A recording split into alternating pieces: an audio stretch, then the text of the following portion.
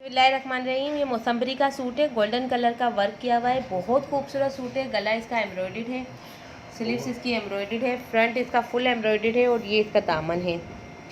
कढ़ाई काली नहीं होगी, बहुत खूबसूरत सूट है। इसका व्यू आप एक नज़र देख सकते हैं, बहुत ही प्यारा व्यू है इसका, ठीक है। और ये इसकी जो है शलवार है, ठीक है। शलवार फुल एम्ब्रॉयडर्ड है और इसका दुपट्टा भी फुल एम्ब्रॉयडर्ड है, ठीक है। प्योर शेफून का दुपट्टा है, ब्लैक कॉम्बिनेशन में गोल्डन कलर की ये कढ़ाई बहुत प्यारा लुक देती है, तो आप ये ज़रूर मंगवाएं। बड़ा खूबसूरत ड्रेस है, बहुत ही प्यारा ड्रेस है, बहुत ज़बरदस्त है, ठीक है। तो वीडियो को लाइक और शेयर करना नहीं भूलें। अल्लाह हाफिज़, टेक केयर।